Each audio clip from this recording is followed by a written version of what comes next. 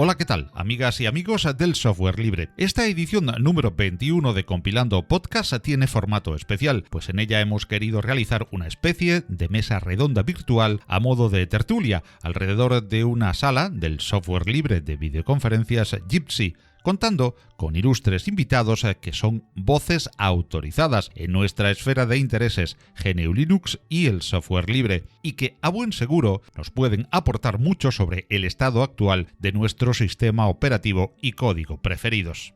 Todos tienen un amplísimo y envidiable currículum en la materia, por lo que presentaremos abreviadamente, para no hacernos muy extensos, a cada uno de los contertulios de hoy en Compilando Podcast. Desde Gijón contamos con Marcos Costales, que ha desarrollado multitud de aplicaciones para Ubuntu y Ubuntu Phone. Participa en el podcast hermano Ubuntu y otras hierbas y forma parte del equipo organizador de la UbuCon Europa 2018, que este año tendremos el placer de compartir en la ciudad asturiana de Gijón. En Valencia está Lorenzo, más que conocido como el Atareao, y que no para de instruirnos con sus magníficos tutoriales a través de su web, que es un referente absoluto en el mundo de Ubuntu y actualmente de Linux Mint para toda la comunidad hispanoparlante. Ha desarrollado y desarrolla numerosas aplicaciones y comparte ahora también en su canal de Telegram y en Colaboratorio. Desde Málaga contamos con Paul Brown, que ha divulgado sobre GNU Linux y software libre desde casi los comienzos de este sistema operativo a través de innumerables publicaciones, entre las que destaca como director de Linux Magazine.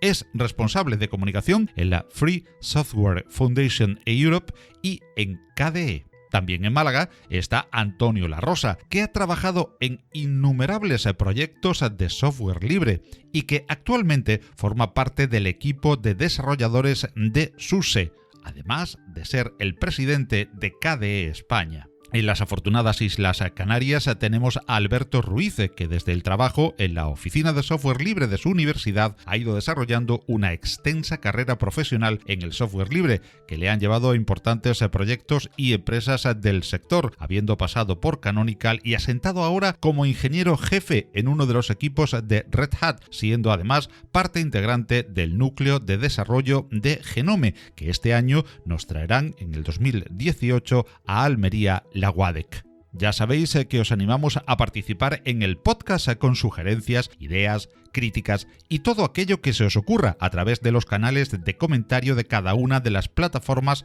en que se distribuye Compilando Podcast: iVoox, iTunes, Spreaker, audios de YouTube, SoundCloud o el directorio Podcast con K, o nuestra principal fuente de distribución, la propia web compilando.audio.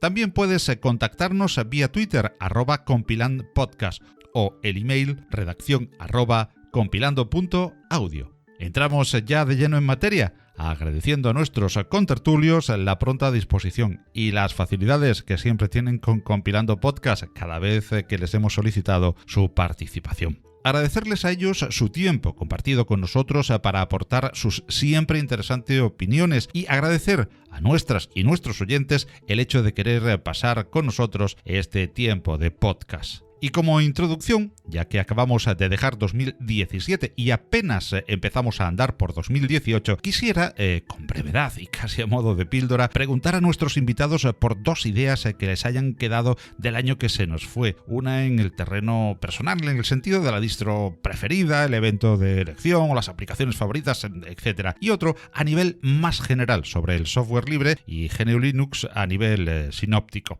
Y comenzamos en el mismo orden que los veo aquí en la sala Jitsi que compartimos. En primer lugar y desde Gijón, hola, Marcos Costales. Hola, muy buenas, un placer estar aquí.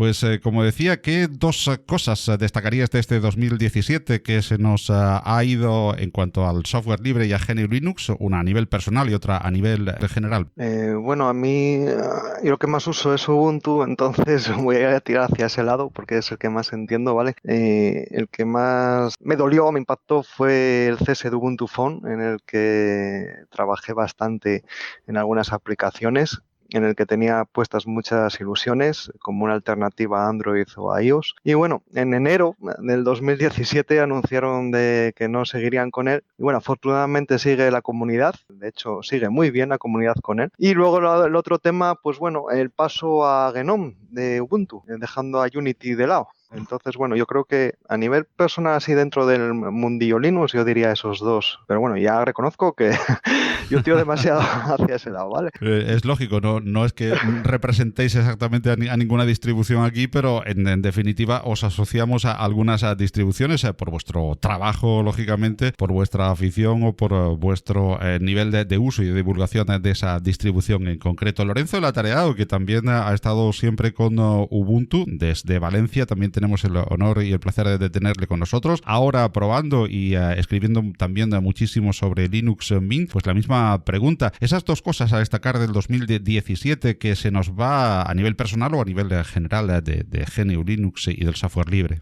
Primero, darte las gracias por habernos invitado. Y luego, a ver, para mí este año ha sido el cambio de Unity a GNOME, pero desde el punto de vista que me ha defraudado bastante. No tiene nada que ver con pasarme con que esté probando Cinnamon, pero sí que me ha defraudado porque al final me he encontrado con un escritorio que consume muchísimos recursos en Ubuntu. No sé en otras distribuciones, claro. Bueno, pues nos vamos ahora hasta Canarias con Alberto Ruiz, con la misma pregunta de presentación, esas dos cosas, a nivel personal y a nivel general, que destacar de este 2017 que se nos va. Pues hombre, a nivel personal he sido padre por primera vez, con lo Enhorabuena. Con lo cual, pues claro, lo tengo que decir, no hay nada más por encima de eso en lo personal. En el aspecto del software libre, quizá tengo dos cosas, una redundar como genomero en la noticia de que Ubuntu vuelve a usar Genome como escritorio por defecto del producto principal. Si hay que arreglar algo, pues estoy abierto a discutir qué problemas hay, y a partir de ahí, pues bueno, es una comunidad abierta donde podemos ver qué problemas hay, y parte del trabajo que hacemos en mi equipo es mirar ese tipo de temas. Ya hablaré más de eso. Lo otro que quisiera mencionar es el abanico de fabricantes de hardware, especialmente de portátiles, orientados a Linux, que está empezando a fortalecerse, como puede ser Slimbook, Purism. System 76 lleva ya años, pero estoy empezando a ver un ecosistema de pequeñas empresas que hacen ese tipo de cosas, y creo que son muy buenas noticias, tanto para el software libre como para empezar a abrir camino alrededor del hardware libre. Efectivamente, ese es uno de los temas en agenda para tocar también durante esta mesa redonda de despedida del 2017 que se nos fue, y de las objetivos que tenemos a cada uno particulares, y de las esperanzas que tenemos puestas también en este 2018 que llega. Y de Málaga, pues no es porque yo lo haya elegido, porque sea mi tierra, pero somos los más abundantes. Está también Antonio La Rosa y Paul Brown. En primer lugar, aquí en la sala de Gypsy, como decía, el orden que voy a seguir. Tengo Antonio La Rosa con la misma pregunta de presentación y de introducción, esas dos cositas, esos dos aspectos que destacar de este 2017 que se nos va a nivel personal o general en el mundo del software libre y de GNU Linux. Antonio. Hola, muy buenas. Pues, a ver, yo personalmente quizás destacaría la buena relación que tenemos entre cada España, entre el mundo del software libre y Slimbook, por ejemplo, como han comentado antes, que se ha materializado de hecho en un portátil específicamente con KDE, que es una maravilla.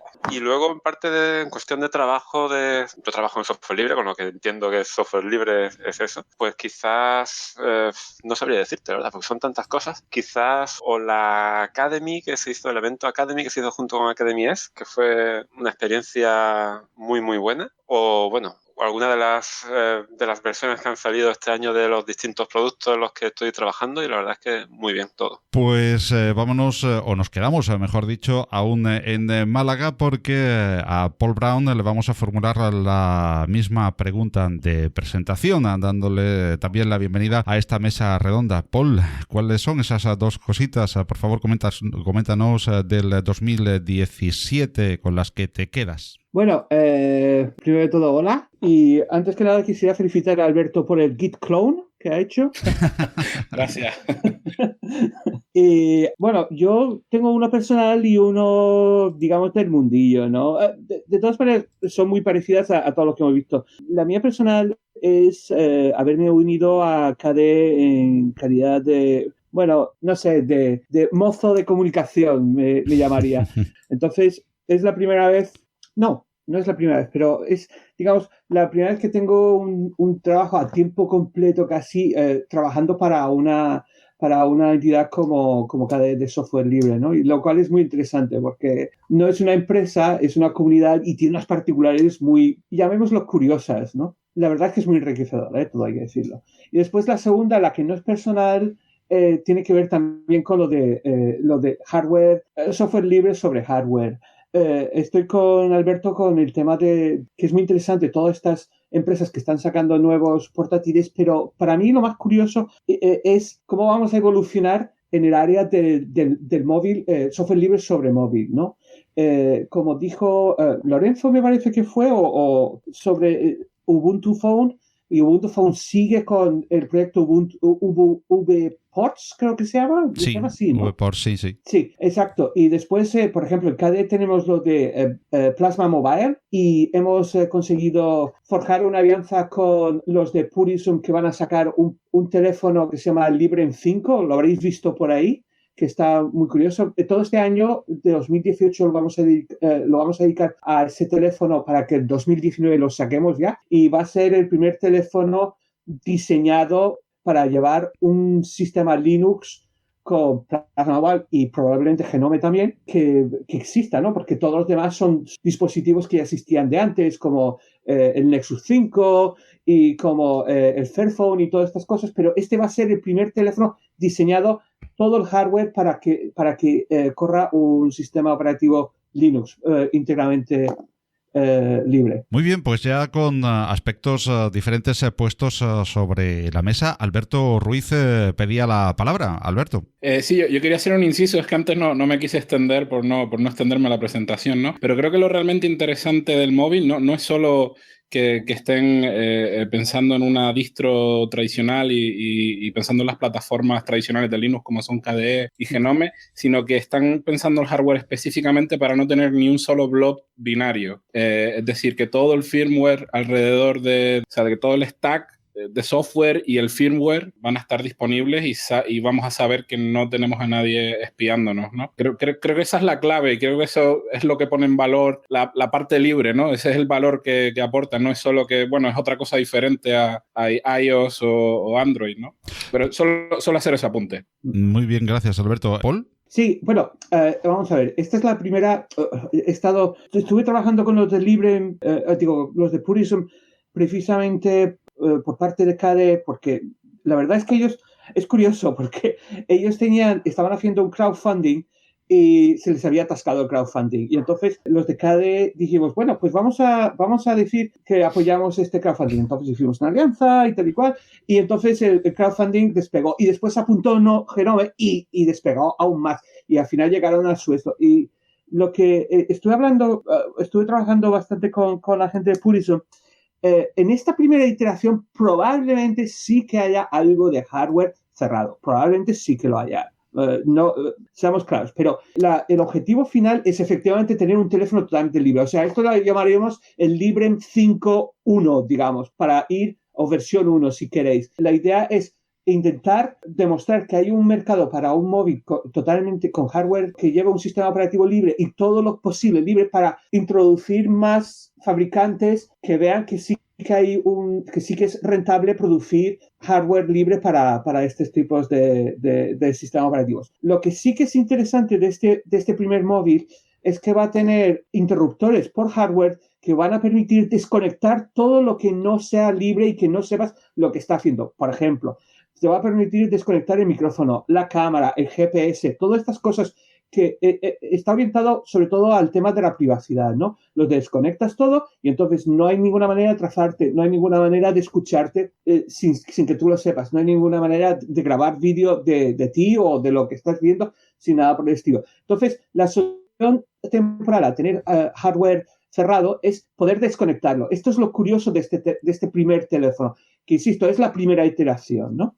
Aparte de lo que estamos o podemos comentar del 2017, estamos entrando directamente en el año 2018 como un año en el que el hardware en GNU Linux y en el software libre puede ser también muy importante, no digamos ya el hardware libre que, bueno, todavía está casi en pañales. Y antes habéis apuntado una nota también muy curiosa, creo que era Antonio La Rosa, bueno, lo hemos ya comentado un poco todos, es sobre el tema de los portátiles con GNU Linux preinstalado también, un tema muy importante porque yo os puedo contar, para que ahora lo comentéis, una experiencia que tuve hace muchísimos años ya que no necesitaba un Windows para nada y lo tuve que montar no hace mucho, hace unos meses, en un equipo que precisamente ya está todo, pues como todos los equipos en la casa, nadie tenía un Windows por la casa y me hacía falta para una cosita concreta. Lo tuve que montar y me encontré con los mismísimos problemas en un equipo que no está hecho para Windows que me encontraba con las distribuciones hace pues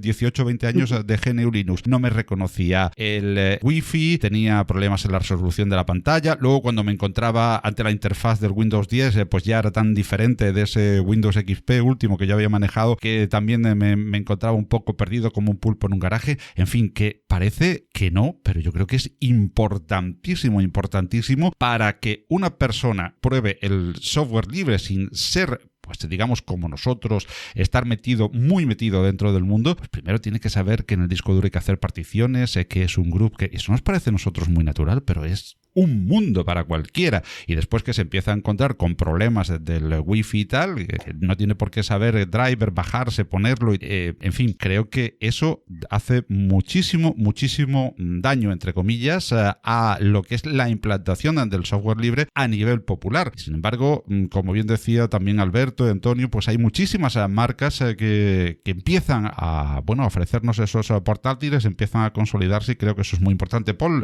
levantaba la mano, pedía la palabra, Paul. Sí, precisamente a mí me parece que es el mayor obstáculo para la extensión de Linux a nivel usuario final, porque a nivel profesional pues ya sabemos que está más que consolidado, pero a nivel de usuario personal a mí me parece que el mayor obstáculo es que no hubiesen fabricantes que lo preinstalaran. Esto me parece que es lo peor. O sea, tú sabes que los usuarios tienden al mínimo esfuerzo. Entonces, todo lo que te dan predeterminadamente tiene más posibilidad de que el usuario lo utilice. Hay una pequeña posibilidad de que utilice otra cosa, que en vez de utilizar Internet Explorer o como se llame el nuevo navegador de Microsoft, pues instale Firefox. Pero siempre hay más posibilidad de que utilice lo que le den predeterminadamente. Por eso es tan importante lo del movimiento de los portátiles con Linux.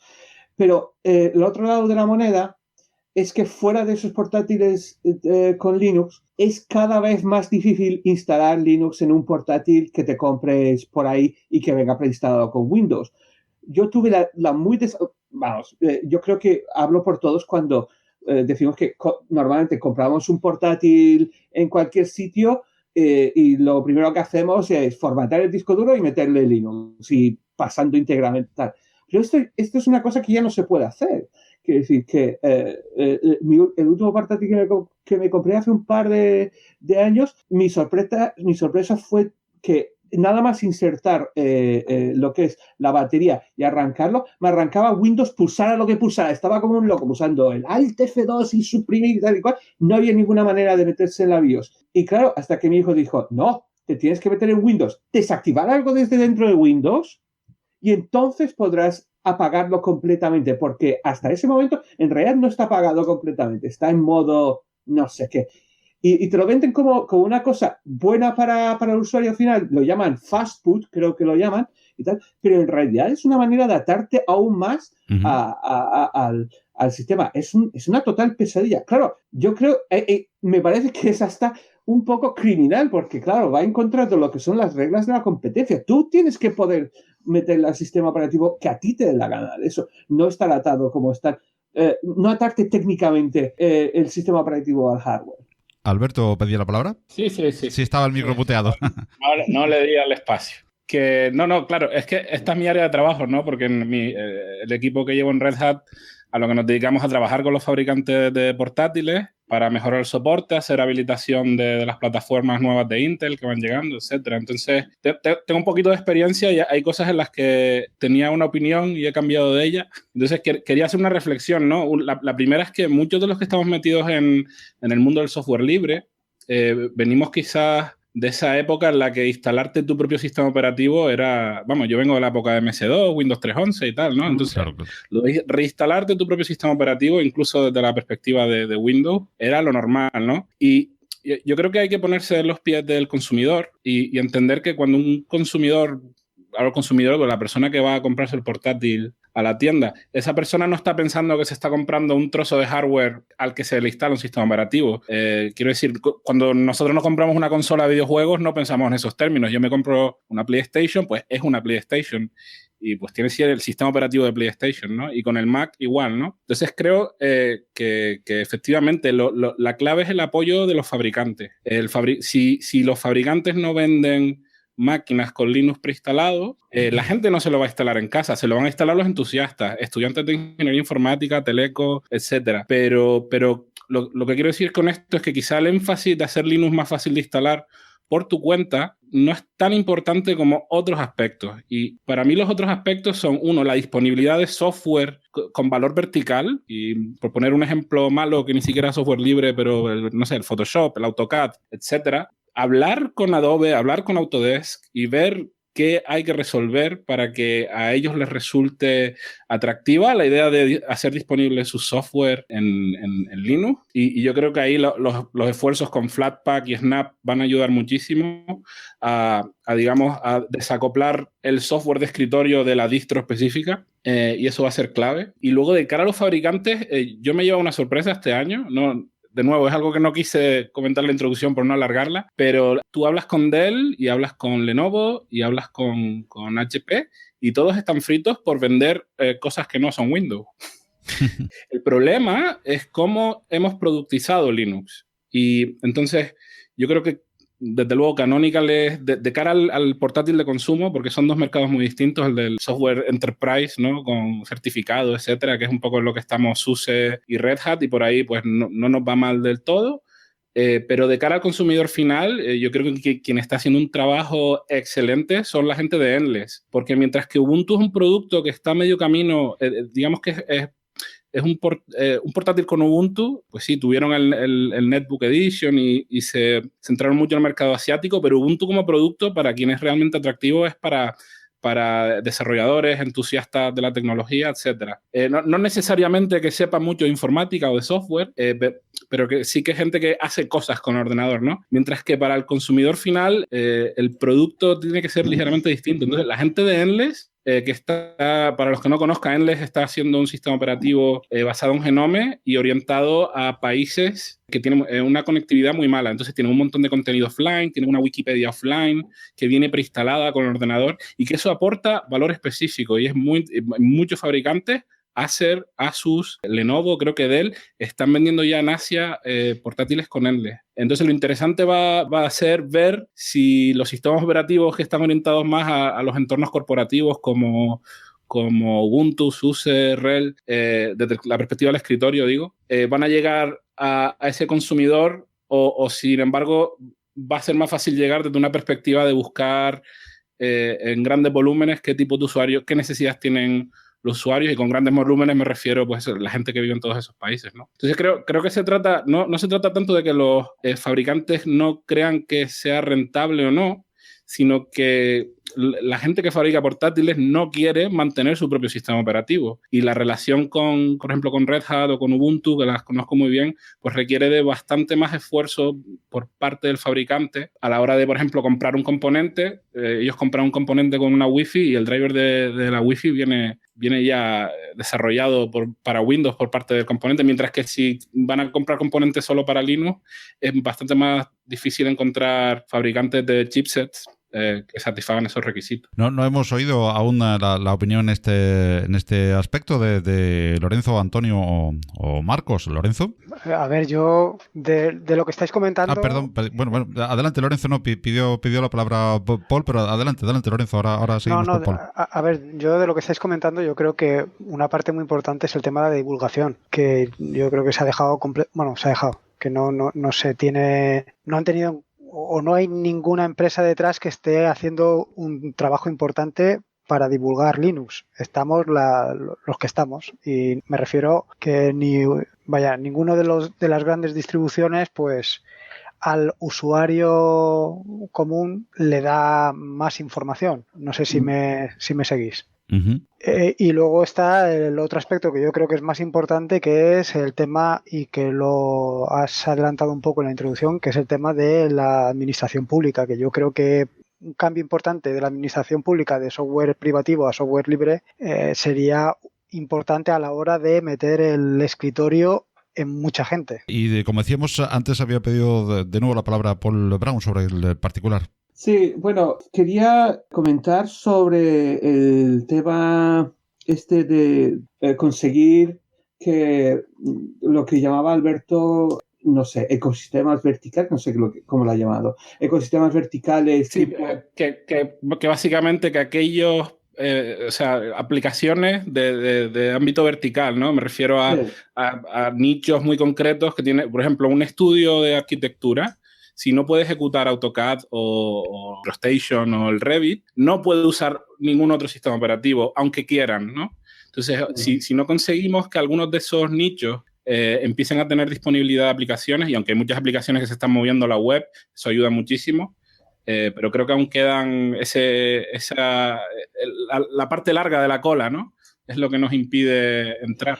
Pero el problema es que estamos hablando de software libre exclusivamente como sistema operativo, pero el software libre no es solamente un sistema operativo. O sea, yo entiendo tu perspectiva, Alberto, pero lo estás mirando desde un punto de vista de Red Hat, que es básicamente un fabricante de sistemas operativos. Pero es mucho más que eso. El decir que hay que ir a Adobe para que, en fin, convencerles para que pongan todo su suite en Linux, a mí eso me parece venenoso, vamos, totalmente. A mí eso me parece una idea totalmente equivocada. Tenemos lo que no quieres es simplemente tener un sistema operativo libre para encima meterle software privativo, porque para eso ya tenemos Android y ya sabemos cómo va. Quiero decir, es un sistema operativo que se nos ha ido totalmente a la comunidad de software libre. Entiendo que hay aplicaciones que ciertas empresas y ciertos profesionales necesiten y no están disponibles en Linux. En fin, ¿qué le vamos a hacer? Pero, desde luego, hacer como estrategia convencer a fabricantes de software privativo, que además, empresas que son confirmadas como depredadoras, porque Adobe es de lo peor que hay en ese sentido. Está ahí arriba con Nestlé y con Exxon y todo eso en cuanto a empresas malas. Me parece una idea totalmente equivocada. Lo que hay que intentar hacer es promocionar lo que hay. Yo, desde luego, lo de AutoCAD, por supuesto, no tengo ninguna solución para eso aún, pero en cuanto a Adobe y todo el esfuerzo que está haciendo la gente de Krita y de Inkscape y todo esto, ¿qué vamos a hacer? ¿Echar la basura para que entre Adobe? Me parece que eso es una idea muy, muy mala. Bueno, pues antes de oír, que no hemos oído todavía a Antonio La Rosa y a Marcos Costales, lógicamente Alberto Ruiz, como se suele decir en estos casos, por alusiones, ¿no? Por alusiones, ¿no? A ver, no confundas mi postura, ¿no? Porque yo no estoy diciendo... Vamos a ver si me explico. Por ejemplo, para irme a un ejemplo quizás más ejemplificador para a lo que me refiero. En el caso de Ubuntu, por ejemplo, hay muy poquita gente que se va a comprar un teléfono con Ubuntu o con UbiPorts o con un sistema operativo alternativo a Android si no tiene WhatsApp. Entonces, para mí, si queremos promocionar el software libre, primero tenemos que tener a los usuarios en nuestra plataforma. Y entonces, esto es un debate muy parecido al que probablemente hubo en su día con lo de la LGPL, ¿no? Es decir, la LGPL abre paso a que haya mucho software privativo que se puedan hacer sobre librerías de software libre. Pero fue crucial para traernos a nuestro terreno al entorno corporativo. Entonces, yo no digo que haya que convencer a Adobe para que todo el mundo use Photoshop sobre Linux y ya está. No, lo que yo digo es para abrir la base de usuarios y penetrar en el mercado, que es el primer paso para luego promover y poner en valor a las opciones libres, es que hay una larga cola de aplicaciones de escritorio que impiden que haya gente que pueda hacer esa migración. Y esto lo digo, esto no viene de mi contexto como trabajador de Red Hat, esto viene de mi contexto como trabajador de la oficina del software libre de la universidad, que Photoshop y AutoCAD fueron, cuando yo trabajé en la Universidad de Las Palmas, uno de los bloqueos más grandes para pasarnos a un escritorio Linux. Entonces, a lo que yo voy es, quizás de lo que se trata es de ver por qué a esas empresas no les interesa hacer una versión para Linux, ver si desde el software libre podemos resolver eso, y una vez esas empresas hacen el software, por ejemplo, en el caso por hacer la analogía del WhatsApp, en el momento que tú consigues la manera de que WhatsApp haga una versión para UBports, entonces tú puedes ir a hablar con los fabricantes y entonces puedes abrir volumen y entonces puedes empezar a atacar luego, a partir de esa posición, a atacar el tema de que WhatsApp se ha cerrado y etcétera, etcétera. Es un ejemplo, vamos a no perdernos en el ejemplo de Adobe o WhatsApp. Sí. Seguro que estamos de acuerdo con las prácticas de muchas de estas empresas, pero yo creo que hay que ser estratégicos, como Stallman fue estratégico cuando hizo la LGPL. Bueno, pues... voy a ser muy corto. Sí, ¿vale? sí, adelante. Prometo, Paco. Adelante, Paul, adelante. De todas maneras, tenemos horas de podcast por delante, tengo entendido, ¿no? Sí, adelante. Tenían la palabra pedida también de Antonio y Lorenzo, pero venga, adelante, Paul. No, voy a ser muy rápido. Entiendo de dónde, o sea, entiendo tu postura. De todas maneras, este va a ser una de esas cosas en que vamos a tener que estar de acuerdo en que estamos en desacuerdo. Pero bueno, lo que te quiero, una estrategia, el problema de esa estrategia es que según las reglas más o menos de la usabilidad y lo que hace la gente y tal y cual, es que la gente va a seguir utilizando lo mismo porque lo conoce. Es la regla de la usabilidad de la familiaridad. Es decir, si tú consigues, ya sé que es un ejemplo un poco estrecho, pero si tú portas Adobe, los productos de Adobe a Linux, la gente que utiliza Adobe no va a cambiarse nunca a ningún sistema, o al menos no en masa. No vas a poder conseguir que se cambie a un software libre de diseño o lo que sea. Seguirán utilizando su mismo Adobe de toda la vida, pero en Linux, lo cual convierte el Linux otra vez en una plataforma sobre el cual las empresas construyen sus castillos privativos, que es lo que ha ocurrido básicamente con Android. Me parece una estrategia mucho más inteligente hacerlo justo al revés, que es lo que me dijo una vez Bryce Harrington de Inkscape, que es que yo les pregunté, Bryce, ¿qué pasa con esto de que hay gente que quiere que traigan Illustrator? Adobe Illustrator es el de dibujo vectorial. A Linux me dice, hombre, yo creo que Adobe tiene que estar mucho más preocupado de que hemos conseguido hacer Inkscape que funcione perfectamente en Windows, que lo que nosotros estamos de que porten algún día Illustrator a Linux. Y eso me hizo pensar que tal vez esa sería la estrategia, no tanto convencer a la gente, porque básicamente los sistemas operativos tendrían que ser invisibles, ¿no?, a los usuarios finales. Entonces, si tú consigues introducir software libre sobre una plataforma o un sistema operativo privativo, entonces tienes más posibilidades de que cuando los mudes a un sistema operativo libre que seguirá teniendo que ser invisible para el usuario final, pues les da igual. Esa me parece la estrategia más. Y después me parece que Lorenzo dijo algo muy interesante. Lorenzo o Marcos, no me acuerdo cuál de los dos, dijo algo muy interesante sobre el tema de la difusión. Educar a los usuarios para que empiecen a utilizar sus máquinas de manera responsable y sabiendo lo que están haciendo, me parece muy importante también a la hora de procesar lo que es el software libre al usuario final, ¿no? Y por este orden tenía notado que quieren intervenir Lorenzo y Antonio. Adelante, Lorenzo. Creo que estaba primero Marcos, ¿eh? Pásale primero a Marcos, que lleva un rato intentando hablar. Problema, adelante, Lorenzo. Perdón, Marcos, era Marcos, quizás lo anoté mal. Venga, Marcos efectivamente está primero. Venga, adelante, Marcos, que hace un rato también que no te oímos. Sí, no hay problema. Yo que creo es que para nosotros el concepto de libertad es muy sencillo, lo tenemos muy asimilado, pero yo cuando intento explicárselo a alguien, me resulta muy complicado explicarle que es software libre, porque la gente ve que es libre de usar Windows y es libre de usar Microsoft Office y es libre de usar su ordenador. Entonces, aparte de que el concepto sea complicado, yo también extrapolo.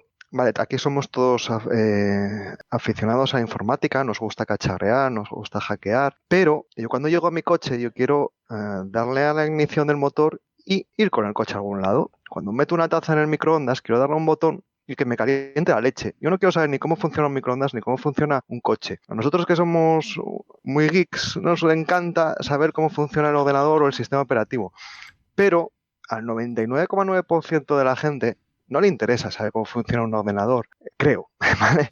Entonces, ¿qué pasa? Al final la gente sí tiene una cultura que se da en la escuela. Se da en la escuela lo que se da en el trabajo. ¿Qué se da en el trabajo? Lo que sabe la gente de la escuela. Y estamos en una pescadilla que se mueve la cola, de la que es muy difícil salir. Por ejemplo, Paul dice que sí, que hay que tirar la libertad. Sí, yo creo que es el mundo ideal, ¿no? Es decir, la utopía de Stallman. Yo creo que es una utopía a la que es muy difícil llegar. Yo creo que es muy bueno que haya ese lateral, ese extremo en el que hay que llegar al software libre, incluso al hardware libre junto. Pero luego también yo considero que es muy bueno, por ejemplo, que la gente use un Windows con todo software libre. ¿Por qué? Porque luego el salto es muy fácil a un Linux. ¿Por qué? Porque si uso Firefox, uso LibreOffice, uso Audacity en un Windows, cuando yo quiera saltar a un Linux, me va a ser facilísimo. Pues Lorenzo. Pues a ver, yo estoy más del acuerdo de lo que está comentando Alberto por el tema de que yo creo que es más sencillo que la gente siga utilizando Photoshop, por decir uno, en Linux que la otra estrategia. La otra estrategia pues es la que viene digamos que es la que está imperativa ahora mismo y no termina de funcionar. Nadie ha cambiado a GIMP o ha cambiado a Inkscape, digo masivamente de la gente que se dedica al diseño. Sí, habrá alguno que probablemente con GIMP haga muchas cosas mejor que con Photoshop, pero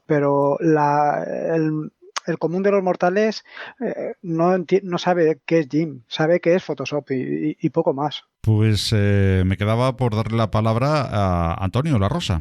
Sí, bueno, lo que yo quería comentar en ese sentido es que todo el mundo tiene o tenemos un rechazo al cambio, ¿no? Entonces, todo el mundo que está acostumbrado a usar un programa, sea Photoshop o sea el que sea, pues está claro que cuando le dices, no, si te cambias de sistema operativo tienes que usar este otro programa, sea Krita o sea GIMP o sea cualquier otro. Pues es verdad que va a tener un rechazo en principio, pero claro, eso hay que tener en cuenta que hay que explicar a esa persona, como decíamos antes también, un poco de explicar, de tutorizar a los nuevos usuarios y decirles que tengan claro que van a haber cambios en su vida. Va a haber cambios, igual que cuando cambias de televisor tienes que acostumbrarte a un nuevo interfaz, o cuando cambias de un coche manual a un coche automático, pues tienes que cambiar la forma de conducir. Igual, pues lo mismo es cuando cambias de un programa como Photoshop a un programa como Krita o GIMP, pues va a haber cambios. La cuestión es que no pierdan funcionalidad, es lo importante. O sea, en el caso de AutoCAD, por ejemplo, no podríamos hablar en este sentido, porque no hay equivalentes. Pero en el caso de Photoshop, pues, o otros de ese estilo, pues realmente lo único que hay que hacer es un poco de explicar al usuario qué es lo que hay, o quien dice Photoshop dice Word, que cambio de Microsoft Office a LibreOffice, pues bueno, va a ser un poco distinto, pero hay que adaptarse y al final, a largo plazo, va a ser bueno y explicarle las ventajas del software libre, que es al fin y al cabo lo importante. Y en ese sentido también tengo que decir que generalmente estoy de acuerdo con Paul en casi todo lo que dice y esta vez no es una excepción. Y estoy bastante de acuerdo en que hay que tener como objetivo, como meta final, pues la utopía, que es verdad que es una utopía, pero bueno, tiene que estar siempre en el horizonte nuestro de decir, vamos hacia allá. Y ese es nuestro camino, ¿no? Pues tengo a varios con la palabra pedida para intervenir. Y Alberto ahora me la pedía también. Y quiero ir introduciendo a la vez que seguimos hablando del mismo tema, que en definitiva pues es un poco el resumen del 2017 y del 2018 lo que queríamos hacer. Y el resumen sigue siendo un poco lo mismo. La difusión de nuestro sistema operativo y del favorito y del software libre. Sería también importante. Ahora quizás a algunos de los que me han pedido la palabra, Lorenzo, Paul o Alberto Ruiz, quieran hacer hincapié también en esto. Sería también importante ese apoyo de la administración. Recordemos en este balance del 2017 y del 2018 que, por ejemplo, entre otras muchísimas ciudades y otras muchísimas administraciones importantes, Múnich abandonaba el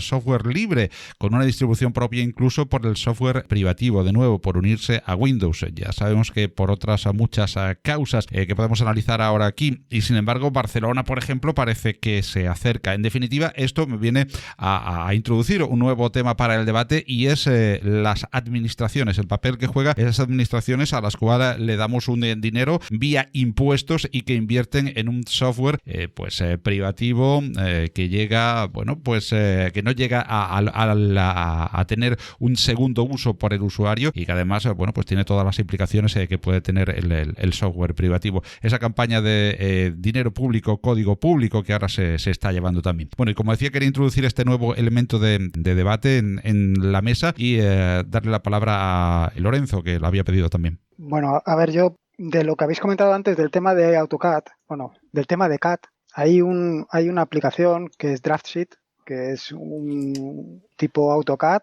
pero es SolidWorks y funciona perfectamente, es en 2D, pero nadie lo conoce. Funciona en Linux, es privativo. Pasa lo mismo que con Photoshop. Hace falta, una divulgación de que existe y que se puede utilizar igual, siendo privativo, eso por un lado. Y luego, por el otro lado, lo que ha comentado ahora Paco del tema de las administraciones públicas, lo de Múnich para mí ha sido un golpe brutal porque, para mí supongo que para todos. Yo pensaba que ahí había un inicio de algo, entonces, pues que aquello no haya funcionado, la verdad es que a mí me ha dolido y me deja muy pocas esperanzas para lo que pueda suceder con Barcelona, sobre todo teniendo en cuenta el país en el que nos encontramos. Alberto, tengo anotado que era el siguiente en pedir la palabra. Bueno, yo casi mejor, quería expandir un poco lo de antes, pero casi mejor yo creo que vamos a hacer un monográfico de otro programa para poder tocar todos los temas, ¿no? Porque es muy interesante y me gustaría matizar un poco porque creo que Paul, creo que estamos más de acuerdo en lo que crees, pero creo que tengo que expandir en mis justificaciones en cuál creo que son las prioridades, ¿no? Pero me voy a ir a las administraciones públicas. Yo trabajé como comenté antes, para la Universidad de Las Palmas de Gran Canaria como becario en la oficina de software libre y la oficina se fundó con la aspiración de acabar siendo un departamento del gobierno de Canarias. Eso se truncó. Entonces, parte del trabajo que hacíamos, uno era de divulgación dentro de la universidad, pero el otro era de trabajar con la Consejería de Innovación y empezamos a trabajar programas pilotos para desplegar clientes ligeros, etc. Entonces, tengo algo de experiencia con la administración pública española y también con mi involucración en el proyecto LibreOffice. También hemos tenido alguna conversación con el Ayuntamiento de Las Palmas de Gran Canaria y tal. Entonces, la administración pública, la española en concreto, tiene ciertas maneras de operar. He dicho la española en concreto, pero en realidad es igual en casi todo Occidente, ¿no? Tú tienes políticos que tienen términos de 4 años y los políticos no quieren problemas. Y normalmente el cargo político no tiene una formación específica. Hay excepciones. Se me viene a la mente la de Roberto Moreno, que fue profesor de mi universidad de informática, entiende el software libre y cuando fue consejero en el gobierno de Canarias, metió software libre por un tubo, se quitó encima VMware y un montón de cosas más y porque no renovó su partido al año siguiente, porque cambiaron los pactos. Y si no hubiera atacado también por el escritorio, ¿no? Que el escritorio es muy complicado de cambiar cuando tienes un montón de funcionarios. Entonces, yo tengo un conflicto muy grande porque por un lado, tengo ese entendimiento de la operación, de cómo funcionan las decisiones políticas y al mismo tiempo la convicción que la administración pública no debería contratar software privativo, salvo casos extremadamente excepcionales que se justifiquen con un consenso parlamentario muy amplio, ¿no? Que debería ser el último de los recursos.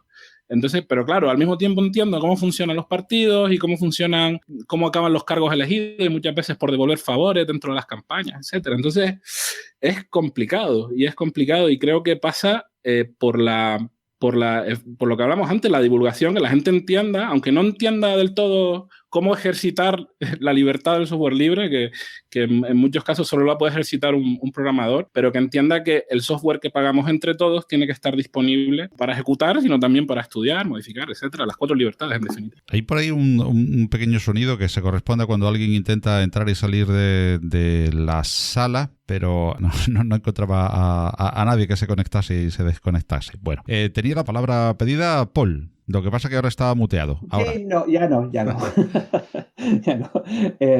Mira, quería hablar quería intentar también enlazar esto con lo de las instituciones públicas, pero antes quería hablar del tema del cambio. Mira, la sociedad va cambiando.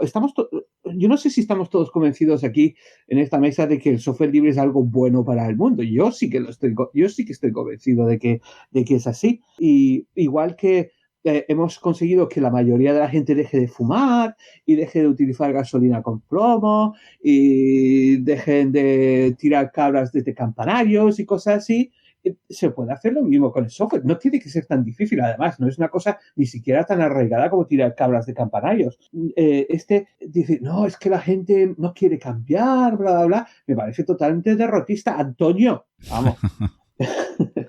Pero bueno. No digo que la gente no haya que hacerle cambiar, pero no, la gente igual que la gente ha dejado de fumar y ha dejado de beber y de pegarle a los hijos, también pueden dejar de utilizar software si se les convence si hay una razón de peso para ello. Yo creo que sí que hay una razón de peso. Claro, hay muchas razones de peso. Pues eso, que no tenemos que ser tan derrotistas en ese aspecto. Para mí, vamos a ver, todo el mundo se está rasgando las vestiduras por el tema de Múnich y todo lo demás. Bueno, lo de Múnich fue un golpe de mano. Yo lo seguí en directo porque en ese momento estaba trabajando con la Free Software Foundation Europe y ahí esta gente estaba intentando que eso no ocurriese, ¿no? Sabéis que la mayoría de la gente de Free Software Foundation Europe son alemanes, están en Berlín, no están en Múnich, pero bueno, obviamente tenían mucho contacto con esta gente. Y de hecho hicimos cosas como un infographic sobre qué había pasado y tal. Y básicamente era un golpe de mano. Es cierto que la implantación de Linux en Múnich se llevó a cabo no muy bien, ¿vale? Tenía muchos problemas organizativos. No era culpa del software. En ningún momento fue culpa del software, ¿vale? Fueron todos problemas organizativos de la migración. Y esos problemas hubieran surgido a cualquier otro sistema. Ellos estaban con XP, Microsoft los estaba presionando para que se pasasen a otra cosa o algo por el estilo, hubieran tenido los mismos problemas. Y resulta que, ¿cómo se llama? Reiter, se llama no sé qué Reiter, el alcalde. Este hombre es básicamente un topo de Microsoft. Es un tío que creo que ha estado en Microsoft, fue responsable de que migrasen, de que llevasen uno de sus centros de desarrollo a Múnich y siempre se ha declarado como, y sin ningún tipo de pudor, como un fan de Microsoft. Eso es como decir, mira, pues yo soy un cargo político aquí, se declarase como un fan de la gasolina, yo qué sé, de Shell o lo que sea. Sería escandaloso. Oiga, ¿qué hace usted apoyando a una marca comercial encima de los demás? Eso no se puede hacer. Pues este hombre lo ha hecho y nadie ha dicho nada a ese respecto. Pero bueno, la cuestión es que a mí el tema de llevar el software libre a las instituciones públicas sería fantástico, pero me parece que es un poco el chocolate del loro. Es algo que tendría un impacto nada más que regular sobre el resto de la sociedad. Me explico. Sería más productivo que solo se utilizasen formatos de fichero abierto o de T en vez de doc y cosas por el estilo para lo que es el resto de los humanos. Lo que un funcionario utilice en su eso no tiene tanto impacto. Insisto que me encantaría que sucediese. Sigo con interés lo de Barcelona, pero la verdad es que no tendría tanto impacto. volvemos al tema de la difusión. El único impacto enorme en las instituciones que tendría en la sociedad, que las instituciones públicas adoptasen software libre, sería en las escuelas. Porque como bien habéis señalado, en fin, la gente le cuesta cambiar, y si los acostumbramos desde chicos a utilizar software libre, después de mayores tendremos una sociedad que utilice software libre. Ese para mí es el mayor reto, conseguir que todo el sistema educativo, desde la universidad hacia abajo, utilice software libre, tendrá mayor impacto que si una institución, un ayuntamiento o un ministerio se cambia a software libre. Insisto que si se cambian, de puta madre, lo vamos a jalear, le vamos a poner banderolas, bla, bla, bla, bla. Pero el mayor impacto sería conseguir que todo el sistema educativo adoptase sistemas libres. Dentro de lo que cabe, sabemos que tenemos el problema de AutoCAD, pero aparte de ese, no sé. Tenía la palabra pedida por este orden Antonio, Lorenzo y Alberto. Adelante, Antonio. No, básicamente pues quería decir eso, que lo ha dicho ya Paul, o sea que me he quitado de hecho la petición porque lo estaba ya comentando él mismo. Pues Lorenzo tenía la palabra pedida también. Sí, bueno, yo cuando ha dicho Paul el tema de que de que la administración pública no llegara, o sea que no iba a tener tanto impacto, iba a saltar, pero luego ha dicho lo de los formatos abiertos y efectivamente tiene toda la razón. Lo más importante es caer en los formatos abiertos. Y a partir de ahí tenemos hecho un gran trabajo. Ahora, luego está, yo creo que la administración que utilice en el trabajo software libre, luego en casa tiendes a utilizar lo mismo que utilizas en el trabajo, con lo cual tienes un trabajo ganado. Y respecto al uso en docencia, en la Comunidad Valenciana se utiliza Linux en la escuela y cuando llegan a casa utilizan Windows. O sea que tampoco...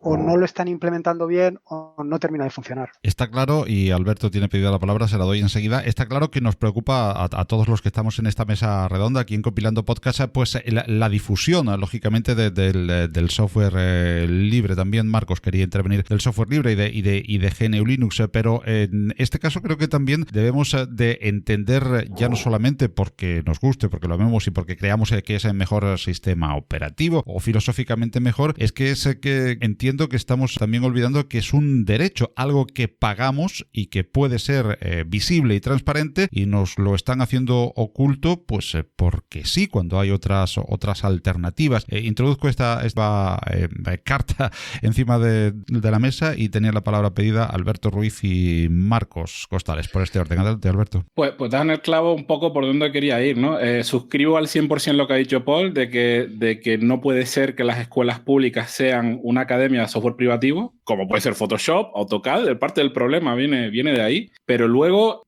claro, ¿qué pasa con el software que se ejecuta en el lado del servidor, que pagamos entre todos, como por ejemplo puede ser el del programa padre, el de la seguridad social? ¿Por qué no podemos auditar ese software que trata con datos tan sensibles como puede ser la declaración de la renta? Entonces, claro, no, es verdad que si miras el uso de software libre por parte de la administración con el foco del impacto que puede tener multiplicador para que otra gente lo use, yo también creo que ese impacto es limitado, porque si luego como consumidor tú no puedes ir a la tienda y comprarte un ordenador con Linux, pues sí, la consultora de turno te lo habrá desplegado en tu oficina de funcionario, pero no va a ser lo mismo en tu casa, ¿no? Entonces yo creo que el software libre probablemente llega a la administración como lo han hecho las tabletas o Android o iOS. Yo flipo cuando veo el Parlamento español y a todo el mundo con una tablet Apple, cuando en Madrid la gente de BQ hace tabletas con Ubuntu, ¿no? Entonces, yo quería suscribir eso, ¿no? Que totalmente de acuerdo con lo de la educación, pero que el software que desarrolla la administración, es que eso debería ser por ley y tendríamos que estar haciendo lobby, como lo está haciendo la Free Software Foundation a nivel europeo, pero también a nivel español tendríamos que pensar en cómo hacer lobby para que esto se convierta en ley a nivel nacional. Si dejamos que esto se convierta en ley o en iniciativas puntuales de ayuntamientos y comunidades autónomas, pues vendrán instituciones nuevas y luego se irán cuando cambie el político de turno. Por eso digo que no va a ser sostenible si esperamos a que se haga con una iniciativa política, porque en política los tiempos cambian, los lobbies funcionan, sobre todo cuando tienen dinero, me refiero a Microsoft, Adobe, etcétera, etcétera, y que quizás el ángulo que yo creo que hay que atacar desde mi perspectiva es intentar que que el consumidor perciba el software libre, Linux, como una opción real. ¿Cómo llegar ahí? Pues podemos hablarlo, y que los propios funcionarios demanden el uso del software que ya conocen en la calle, en la propia administración, que muchas veces es como se despliega software dentro de la administración. Son los propios funcionarios los que a los departamentos de tecnología de la información les dicen: oye, ¿por qué no desplegamos este programa? Este es el que conocemos, etcétera, ¿no? Marcos, adelante. Sí, como comentaba Alberto, yo creo que es muy importante cómo se migra también. Es decir, la percepción de que el software sea libre, sea bueno o no, va a ser si haces las cosas bien o no. Si las haces mal, la percepción va a ser mala. No sé cómo lo que habrá pasado en Múnich, ni lo que pasará en Barcelona, pero vamos, va a tener mucho que ver ese tema. Y yo simplemente me conformo con que la administración no me impida trabajar con ella. Sé que es deprimente decir esto, pero es como lo siento. Es decir, ya estoy bastante cansado de acceder a un documento y que sea un doc en lugar de un PDF, o que las webs no sean estándar o abiertas. Y Paul, pedía también intervenir. Sí, estoy totalmente de acuerdo con Alberto sobre el tema de la legislación y lo de que los parlamentarios tengan un iPad y un iPhone. Me parece vergonzoso. O sea, dan un ejemplo pésimo al resto de las personas, al resto de los ciudadanos, como si fuese un derecho divino tener esto. Pero también es cierto que, hombre, como todo, legislar, hay que mirar muy bien cómo se hace, porque puedes encontrarte con una resistencia que después te vaya en tu contra. Hemos visto que sí se puede legislar bien y conseguir un efecto positivo. Es de lo que habla el Premio Nobel de Economía de este año, ¿no? Lo de nudging, lo de dar empujoncitos. Entonces, para conseguir que la gente deje de fumar, no les prohíbes fumar ni comprar tabaco, sino lo que haces es les prohíbes fumar donde suelen fumar, que es en el bar o lo que sea, ¿no? Entonces, sí, legislar sí, pero como con todo, con muchísimo cuidado, porque eso puede tener un blowback, un efecto, una retroalimentación que no es el que tú deseas. Como bien ha dicho, creo que Marcos, y esta experiencia la hemos vivido también en Andalucía, se intentó introducir software libre en las escuelas y después los niños van a casa y utilizan su Windows y tal. Bueno, sí, pero al menos de eso de todas maneras tiene mucha culpa entre comillas, los organizadores de cómo se ha hecho. Personalmente estuve dando clase a profesores en Fuengirola cuando hicieron lo de este sistema operativo Guadalines. Entonces di unas cuantas clases y la verdad es que los profesores estaban totalmente desamparados, o sea, estaban totalmente en bragas. Y claro, la reacción negativa se lo retransmitían ellos a los niños, porque ellos no querían utilizar eso, porque todas sus herramientas se las habían quitado y encima no podían cambiarlos y tal. Entonces, como siempre, hay que tener mucho cuidado con cómo se impone.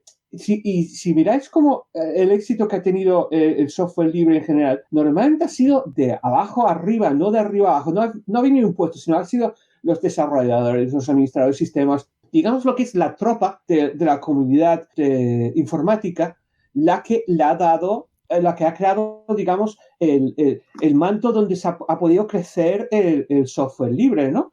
Entonces, imponer desde arriba en algo que siempre ha funcionado de abajo a arriba en vez de arriba a abajo, yo no sé hasta qué punto va a funcionar eso.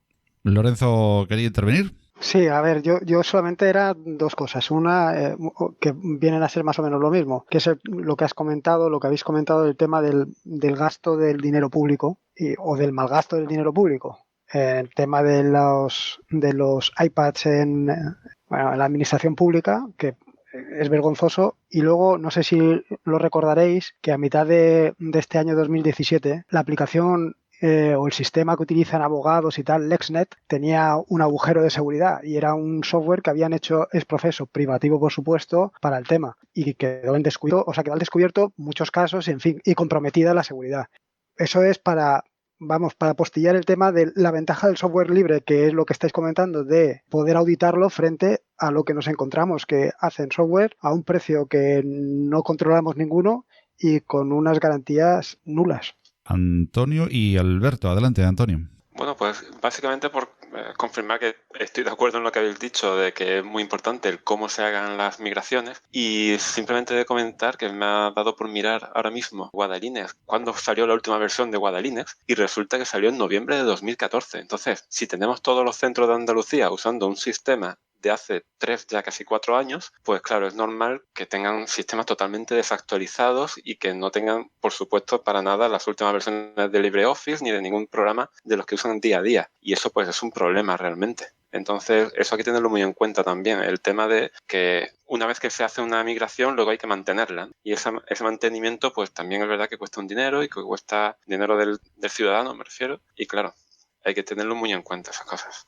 Yo, antes de dar la palabra a Alberto Ruiz, viví muy de cerca el tema de Guadalinux y de la primera conferencia internacional de software libre de aquí de Málaga. Y en fin, eso me llevó también en el primer podcast de Compilando Podcast a hablar de lo que yo llamo mi Pueblex, esa excesiva fragmentación, llamémosle, que se hizo con esos experimentos que al final pues tenían mucho de postureo, pues de hacer una distribución propia, de esto es nuestro y tal, y poco de infraestructura y muchísimo menos de realmente una implantación seria, sino más bien de cara a la galería. Creo que de eso pecó mucho Guadalinux, aun teniendo a muchísima buena gente válida con ideas fabulosas para implantarlo y para, bueno, pues hacer el desarrollo de todas las ideas que se habían ido quedando, que se iban quedando poquito a poco sobre el papel, por falta de presupuesto, pero más que nada por falta de intenciones y por falta de una buena planificación. Con poner un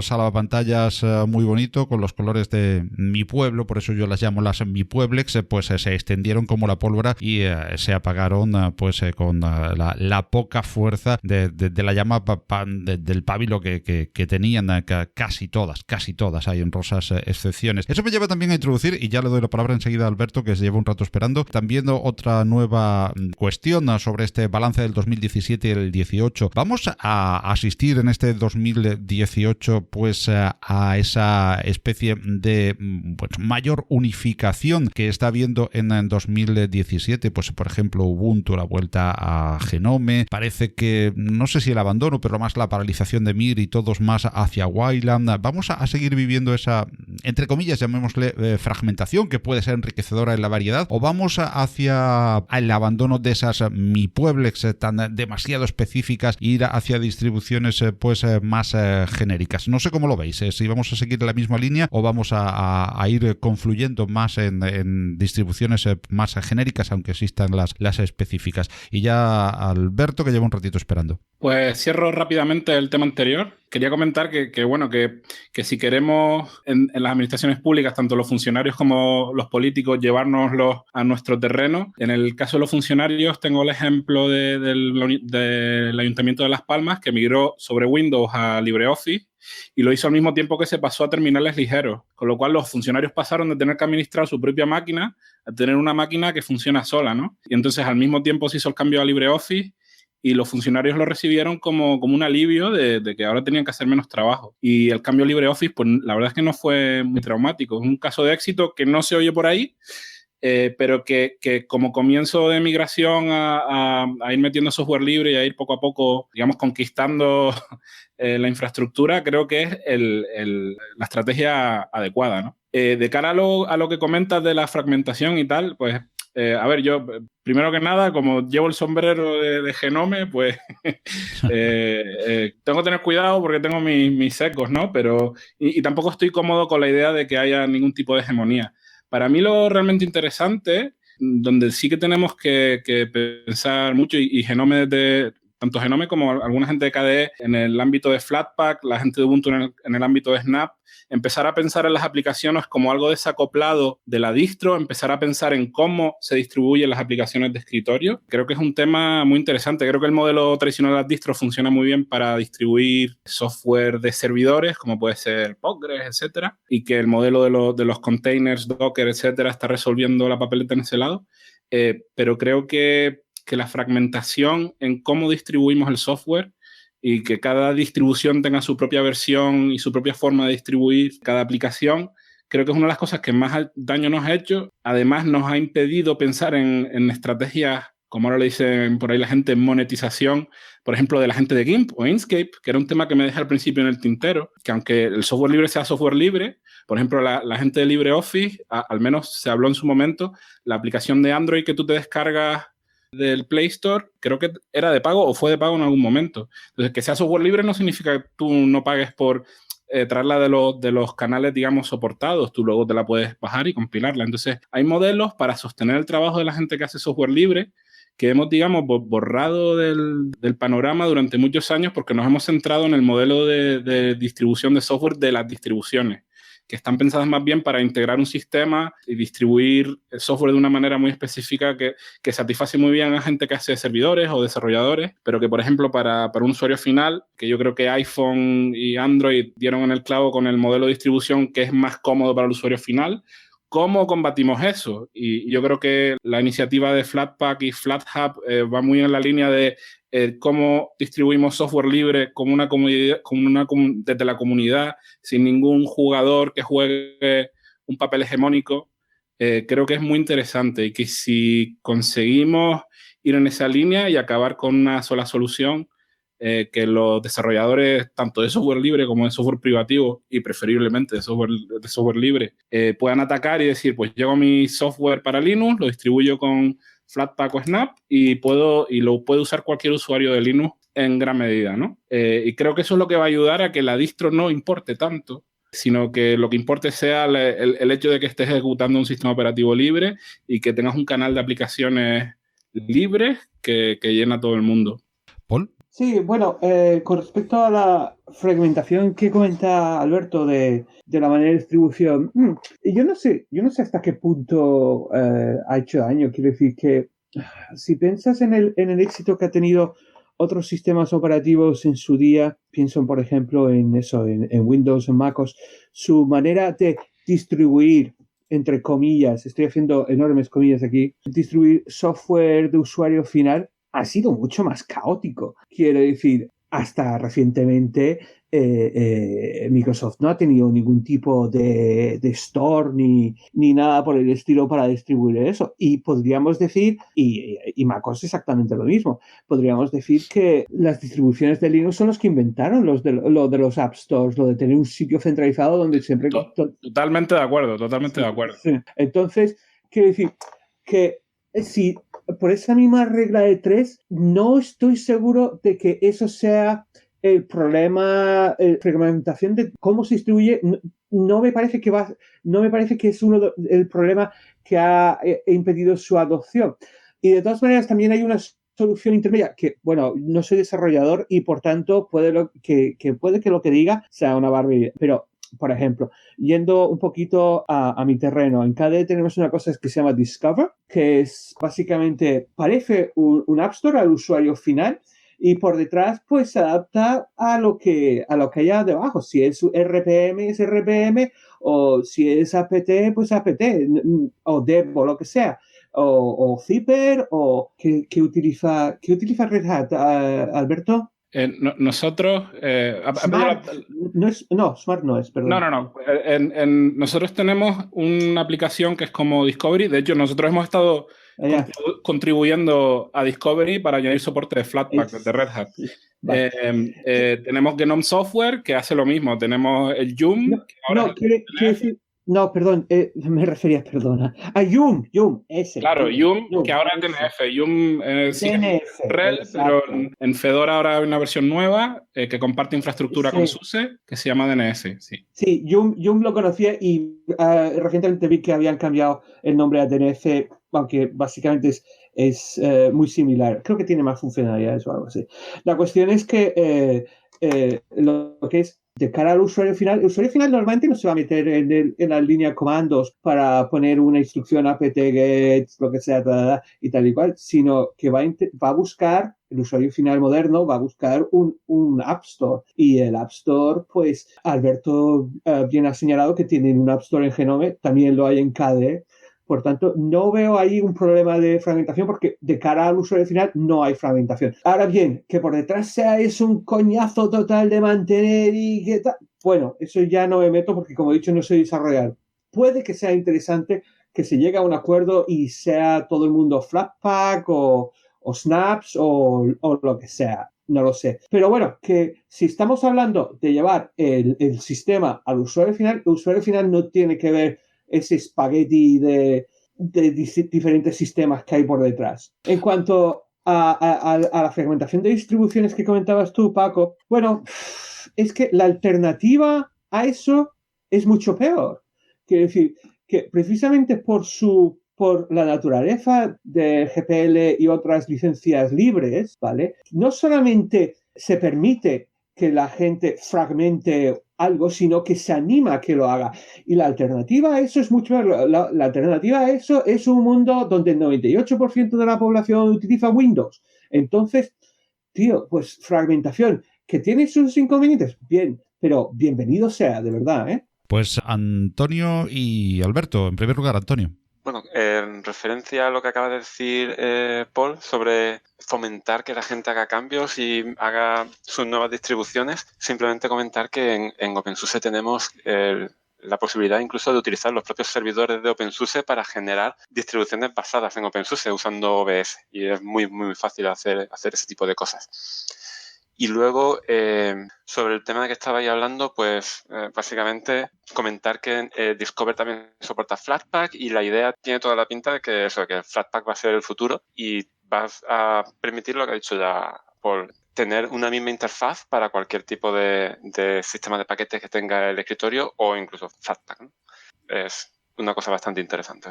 ¿Sí? ¿Alberto? Sí, es por extender un poquito, quizás no me expliqué del todo bien por qué creo que... O sea, lo que quise explicar es que la fragmentación es solo un problema si tú al final lo que necesitas hacer con tu ordenador no lo puedes hacer, ¿no? Entonces, esto suele tener mucho que ver para un usuario final con las aplicaciones que puede ejecutar.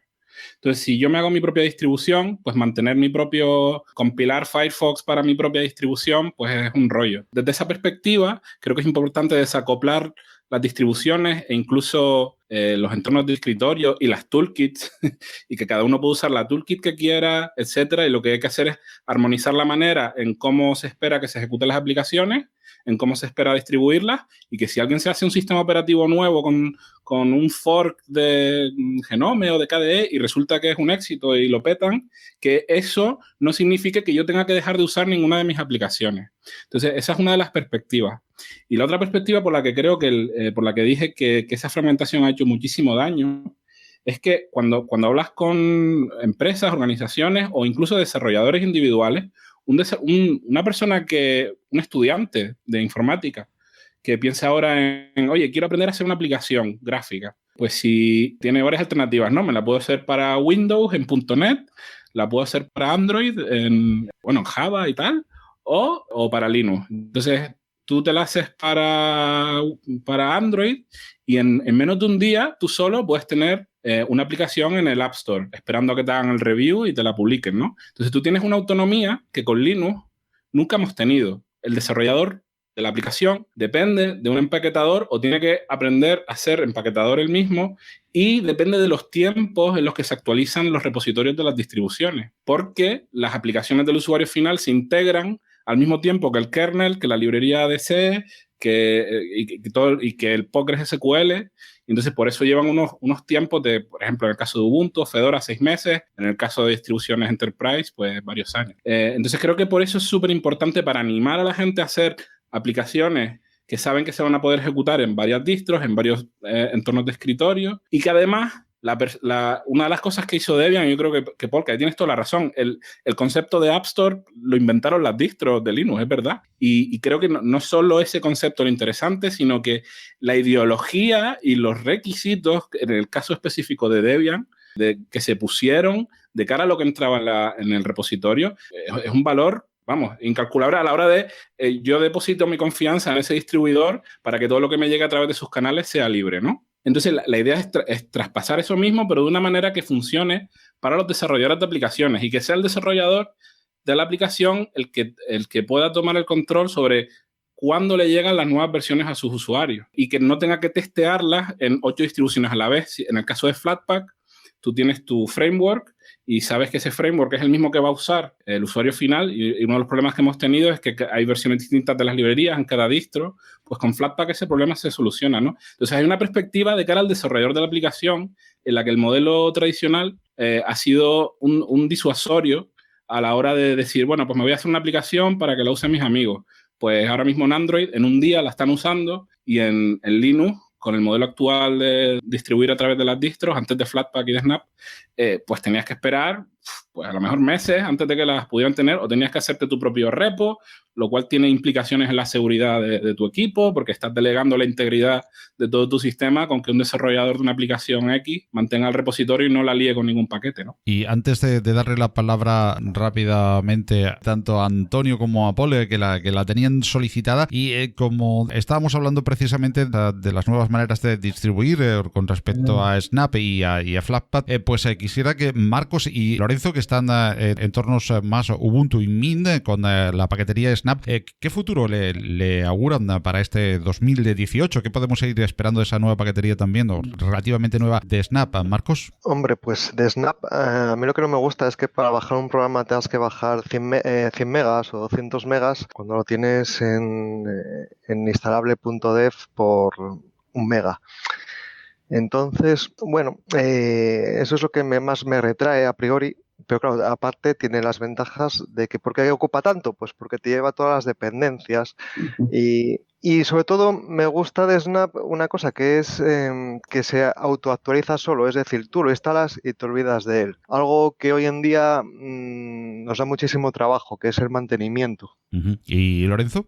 Yo básicamente estoy con lo que acaba de decir Marcos, y lo único es que la última vez que lo utilicé todavía no se integraba con el escritorio, que él seguía utilizando como su decoración independiente de la del escritorio. No sé si eso ha cambiado, porque hice 2 o 3 paquetes para Snap y al ver que aquello no terminaba de cuadrar lo dejé. Con Flatpak no lo he intentado todavía. Muy bien, pues Antonio La Rosa y Paul Brown querían intervenir. Sí, pues por comentar lo que ha comentado a Alberto sobre los desarrolladores, solemos pensar eso en estudiantes, ¿no? Que quieren desarrollar una aplicación y buscan qué usar. Pues comentar que, por ejemplo, hay herramientas que facilitan mucho el generar paquetes para todas las distribuciones. En el caso de OpenSUSE, vuelvo a lo que conozco.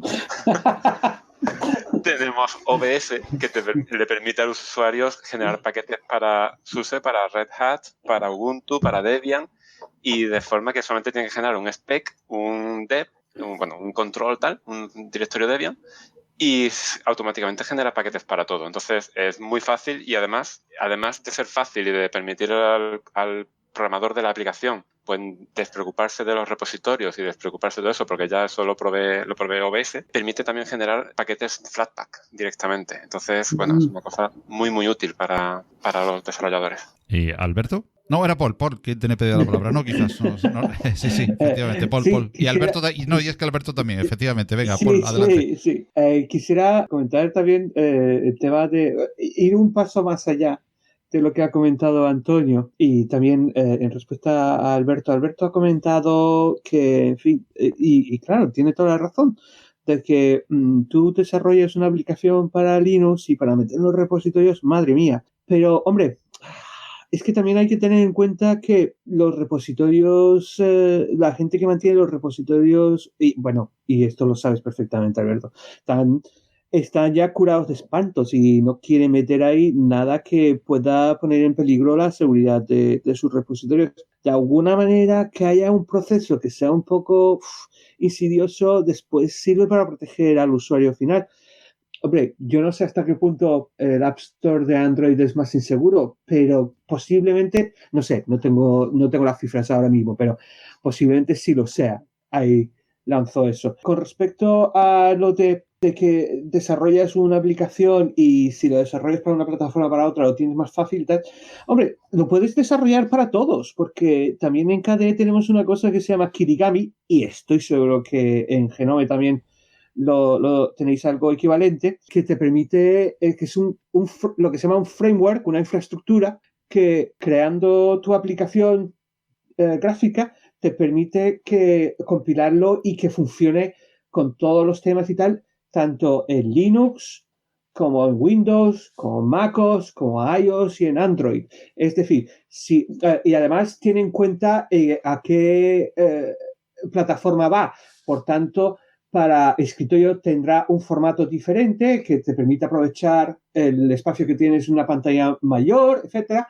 Y para móvil, pues tendrá un formato más vertical para poder aprovechando o no aprovechando el espacio que tienes disponible allí. Entonces, para todos esos desarrolladores que nos estén escuchando y que quieran desarrollar para todas esas plataformas, Kirigami, echarle un vistazo porque sirve para evitar estos problemas, ¿no? Obviamente, no estamos hablando de cosas súper complejas, a lo mejor como un procesador de textos o algo así. Eso tiene otros problemas, pero sí estamos hablando de aplicaciones de usar de diario, de chat o de cualquier aplicación de esta que le llamamos app, por llamarlo algo chiquitillo, y que puede funcionar en un móvil, pues también sirve para eso. Además, Kirigami tiene en cuenta el tema de la convergencia. Entonces, cuando tengamos un teléfono que lo enchufemos en un dock y que lo podemos utilizar como un ordenador, Kirigami funcionará para que las aplicaciones que mientras tenías el teléfono suelto sin el dock tenían formato para móvil, cuando lo pongas en tu dock pasen a formato para escritorio grande. ¿Antonio? Creo que era yo el que estaba esperando. Perdón, Alberto, efectivamente. Vale. No, y Antonio también tenía la manita, efectivamente. Venga, Alberto, Pues adelante. No sé quién estaba primero, pero... Da igual, vamos, intervenimos todos, ¿no? Sí, estabas tú, Alberto. De cara a comentar Snap, yo estaba nombrando Snap y Flatpak a la vez porque no quiero que nadie me acuse de estar intentando meter la cuña, ¿no? Porque claro, Flatpak, una apuesta muy fuerte por parte de Red Hat y de Genome, pero es que, de cara a lo que comentaba de Snap, sí, el tamaño de las aplicaciones es un problema porque no han desarrollado... Parte del problema de Snap es que lo quieren usar en el caso de uso de Internet de las cosas, en los gateways, o sea que en realidad es un competidor de Docker. Mientras que Flatpak está diseñado de arriba abajo para satisfacer, digamos, los requisitos de una aplicación de usuario final, ¿no? Eso por un lado. Y por el otro lado, uno de los problemas de Snap, porque creo que es importante tanto en Snap como en Flatpak, el concepto de la centralización de la distribución para que el desarrollador de la aplicación sepa, oye, pues yo quiero hacer una aplicación para Linux, pues la tengo que mandar al store de Ubuntu o, en el caso de Flatpak, FlatHub. En el caso de Ubuntu, claro, el tema es que el store de Ubuntu es software privativo que se ejecuta en unos servidores que no están, digamos, auditados por la comunidad y eso, desde mi punto de vista, es problemático, ¿no? Y creo que FlatHub resuelve ese problema de tener un punto neutral que de momento lo estamos promoviendo desde la Fundación Genome, pero que eventualmente nos gustaría que fuera un punto neutro donde desarrolladores de aplicaciones TQT, KDE, GTK, Genome... o Blender o lo que sea, que se sientan en un sitio donde no haya conflicto de intereses, ¿no? Y que además el software que te sirve tus aplicaciones está auditado, que veas que es seguro, etcétera, ¿no? Eso para mí es otra de las, digamos, desventajas de Snap que me parecen preocupantes, ¿no? Hay varios conflictos de intereses de cara al diseño con respecto al Internet de las cosas y el tema de que el App Store sea privativo, ¿no? Y luego quería comentar que con el tema de la seguridad que comentabas, Paul, dos temas. Cuando, como comentabas, las distros tienen unos estándares de calidad muy altos, como debe ser, y obviamente los procesos de meter tu aplicación en una distro son lentos, como debe ser, ¿no? No estaba criticando el modelo, digo que es tienen un mismatch, no me sale la palabra en español, muy, muy malo cuando un desarrollador de aplicación quiere tener autonomía. Y no necesariamente es lo mejor para el usuario final tampoco, porque en el caso de Windows, por ejemplo, tú tienes Firefox desde el momento que el publicador lo tiene disponible, mientras que en algunas versiones de Linux tienes que esperar un tiempo en tener la última versión, o tener versiones concurrentes, usar la beta al mismo tiempo que tienes la tal. Eso por un lado. Pero luego, volviendo a lo de la seguridad, en el caso de Google Chrome, por ejemplo, tú te tienes que instalar un repositorio de Google. Con lo cual, cada vez que instalas un RPM, el repositorio de Google o de un PPA de Ubuntu, se ejecuta un script de shell como root. Sí, una pesadilla total. Claro, desde cara a la seguridad, o sea, si se compromete a algo en algún punto, aunque el desarrollador de la aplicación sea el mejor tío del mundo, como alguien consiga sus claves para acceder a su PPA, tienes un agujero de seguridad muy, muy, muy amplio. Sí.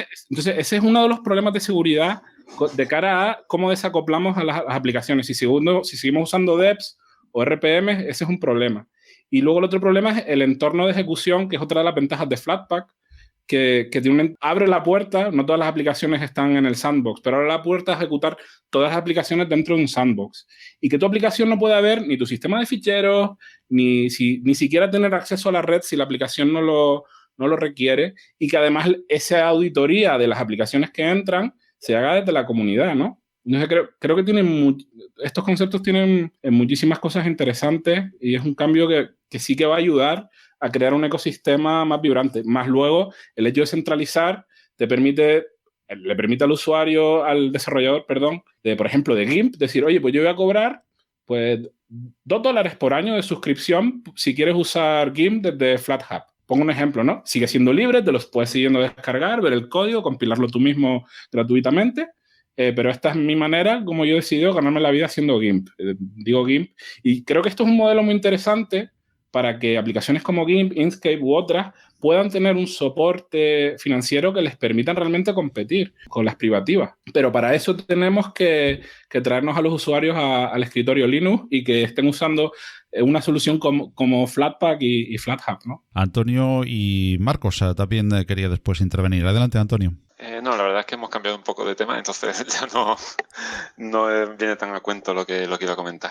Bueno, pero podemos retomar, no te preocupes, Antonio, si quieres comentarnos algo, puntualizar algo de lo anterior. Era una duda, básicamente, porque alguien, creo que fue Marcos, no estoy seguro, comentó antes que las aplicaciones de Snap se actualizan automáticamente. ¿Es posible? Sí, correcto. A ver, automáticamente, cuando el desarrollador la suba, automáticamente la baja del AppStream y queda ahí está. Incluso Snap tiene una opción que tú le dices un repositorio de GitHub y automáticamente, en cuanto tú subas un commit a GitHub, automáticamente la empaqueta y la dispone en la tienda. Una tienda que, por cierto, Alberto, puedes instalar tu propia tienda donde quieras, en tu propio servidor, ¿vale? Es libre. Está en GitHub también la tienda de Snap. Eso significa que a los usuarios de pronto van a ver sus aplicaciones actualizadas sin haber hecho nada. Sí, exacto. Y de hecho, sin problemas de dependencias, con lo cual eso también es muy bueno. Sí, es bueno, pero hay usuarios que seguramente no querrán que les cambie la interfaz, por ejemplo, y cosas así. No sé, bueno, se podrá desactivar, imagino. Está más pensado ese tema de poder actualizar la aplicación más bien para Internet de las cosas. Es decir, pues que tú tengas un router con un Ubuntu Core en el que tú instalas una aplicación Snap y que si hay una vulnerabilidad, automáticamente el router reciba una actualización de esa versión del software. Aparte, tú puedes siempre revertir, ¿vale? Sí, claro. Siempre tienes la posibilidad de revertir la versión, si quieres. Bueno, pues... Pero bueno, a ver, yo no soy desarrollador de Snap, ni he hecho nada con Snap. He ido a alguna conferencia de Martin Wimpress o Alan Pop, y bueno, sé un poquitín de Snap, pero muy poco, ¿vale? Tampoco soy un experto en Snap. Bueno, pues pasamos ya la hora y media de podcast, de interesante podcast, analizando pues un poco el 2017, el 2018, todo en conjunto y por supuesto los mismos que teníamos, digamos, problemas o inquietudes en 2016 probablemente y que vamos a seguir teniendo en parte en 2019 porque es un conjunto que evoluciona pues así, conjuntamente, el del software libre y GNU Linux. De todo ello hablamos con nuestros invitados y queremos no extendernos demasiado, aunque hay temas que darían para podcast en particular. Así yo creo que también nos quedamos todos con un poquito más de ganas de contar más cosas a la audiencia y tengo el placer de nuevo de poder invitarles a todos al podcast. Y quería terminar de una manera pues un poquito más festiva y es que hemos tenido importantes eventos en el 2017 aquí en España, eventos internacionales de software libre y de GNU Linux y los vamos a tener también en el 2018. Nos puede contar en Almería, donde va a tener lugar la WADEC este verano del 2018, el que tuvo lugar en 2017, ¿verdad, Antonio? Como presidente de CADE España, una interesante academia en Almería que acogerá también la WADEC. Pues sí, se organizó allí en Almería, en la universidad, y la verdad es que fue todo un éxito y estoy seguro de que el año que viene la WADEC pues lo va a hacer también y supongo que Alberto estará por allí al menos y nos veremos por allí, imagino. Porque yo soy de CADE, pero también pienso ir. Pero estás ahí al lado y habrán charlas de Flatpak y otras charlas relevantes para la comunidad KDE. Estaremos encantados de recibirte. Como a mí me han recibido en la Academy siempre con los brazos abiertos. Y antes de hablar con Alberto de la próxima WADEC, vamos a hablar de todavía un evento que nos coge más cerca en el tiempo. En Gijón, también aquí en España, y en abril tenemos la UbuCon Europa 2018. Marcos, que está en el equipo organizador y que con toda la ilusión del mundo han conseguido traer hasta tierras españolas pues este importante evento de la comunidad de la distro de Ubuntu, ¿verdad, Marcos? Sí, estamos trabajando muy duro todos.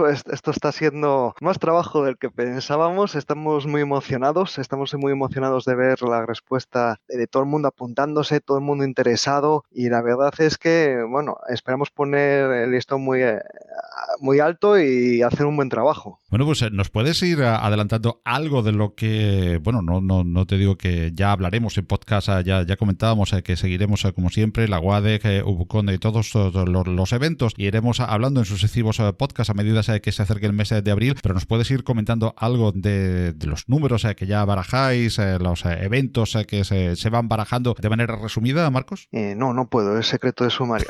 Es broma. Pues estamos a punto de cerrar esta semana los eventos ya sociales, que es de lo que me encargo yo personalmente por vivir aquí en esta ciudad. Entonces estamos ya cerrándolos. Estamos dando pequeños comunicados en Telegram, en el canal de Telegram, en Twitter, en Facebook, de las charlas que se van a dar, de los eventos que se van a dar, de descuentos. Estamos muy felices, gracias al ayuntamiento, que la oficina de congresos de Gijón nos ha conseguido descuentos del 35% para Renfe, del 25% para Alsa, posiblemente consigamos uno para Iberia. Entonces, bueno, estamos impresionados de la respuesta. Ahora mismo recomiendo que la gente que quiera venir a la UbuCon se apunte, se registre, que es gratis, la UbuCon es gratuita, pero que se registre, porque estamos teniendo tanta gente apuntada que vamos a tener que cerrar las salas solo para los que se registren. Y luego, si quedan huecos, podrá entrar gente sin registrar. Pero por eso, que no venga nadie sin registrar, por favor. Que no quiero que hagan todo el viaje para luego no poder entrar en las salas de conferencia. Paul estaba apuntando que dieses el enlace para... El enlace. Sí, bueno, es muy fácil. ubucon.eu. Y ahí tendrán toda la información. También estamos ahora mismo aceptando conferencias, con lo cual si alguien quiere dar una conferencia, preferiblemente ubuntera o de software libre, pues tiene las puertas abiertas. Además aceptamos, tanto pueden ser conferencias tradicionales, pueden ser talleres o pueden ser también podcasts. Sí, es decir, alguien puede dar un podcast que es muy guapo, poner como en la radio, ¿no? Ver la cara de la persona, ver cómo es en vivo, eso. Ahí lo tenemos pendiente, el directo desde la UbuCon, ojalá que sí. Pues Alberto, WADEC, la comunidad Genome Internacional, también se reúne este año en Almería en el verano del 2018. Efectivamente, no me quiero atrever a dar fechas porque hasta que no esté todo firmado con sangre... Con la universidad no quiero dar fechas, pero en algún punto de julio creo que va a ser. Ya si hacemos otro podcast y me vuelves a invitar, sí, por supuesto, me confirmaré las fechas, pero sí, va a ser en Almería. Vamos a seguir los pasos de KDE y vamos, seguro que lo hacen genial, me consta, tanto de la PyCon España como de la Academy, de que es un sitio estupendo para todos los frikis de Genome, como lo ha sido para los demás. Y nada, pues muchísimas ganas de que sea ya. Me va a tocar a mí buscar a los sponsors, así que ahora que me he reincorporado después de la baja paternal, pues tengo que ponerme ahí a buscar dineros para poder pagarlo todo y que funcione todo de maravilla. Cargadito el 2018, afortunadamente, pues también en tierras españolas de eventos internacionales y también de los nacionales, porque Academy Nacional sigue, por supuesto, después del éxito del internacional también este año y se repetirá. Tenemos a Antonio La Rosa, precisamente, al presidente de KDE España, que nos pide la palabra. Sí, por eso, pues comentar que también tendremos la Academy ES, la versión española de la Academy. Lo que pasa es que todavía no tenemos lugar, entonces eso todavía no puedo comentar dónde va a ser ni cuándo, pero bueno, la idea es que la tendremos este año seguro. Entonces estar atentos en la página, que estará por ahí, y en cualquier caso siempre está la Academia Internacional, que va a ser en Viena. Pilla un poquito más lejos, pero quien quiera ir, pues del 11 al 17 de agosto estaremos por allí también. Por supuesto que en Compilando Podcast iremos informando puntualmente si nuestros invitados también quieren compartirlo con todos nosotros, que estamos seguros de que sí, pues estar juntos hablando de tanto de Academy en la versión española como la internacional, por supuesto de ese gran evento de la WADEC internacional aquí en Almería, en tierras españolas, de esa UbuCon en el mes de abril, y por supuesto también con los amigos que oyen este podcast, que son muchísimos desde América Latina y el Caribe, con UbuCon en América Latina y con los diferentes eventos que allí se realicen. Paul, pedía la palabra. Sí, quisiera quisiera mencionar también otro evento que se va a celebrar aquí en Málaga. Se lleva ya varios años celebrando, que se llama Open South Code. Esto lo conocerá también Antonio, porque los dos hemos participado en él, que normalmente se celebra en la térmica, y este año va a ser, en la web pone el 1 y el 2 de junio.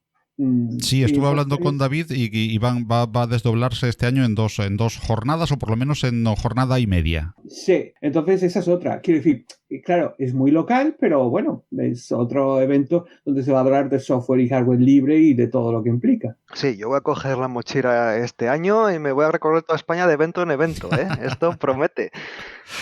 Sí, señor, tenemos un año prometedor, ¿verdad, sí, Lorenzo? Que seguramente también acudirá a alguna de las citas donde no solamente el compartir código y conocimiento, sino networking es tan importante, Lorenzo. Seguro.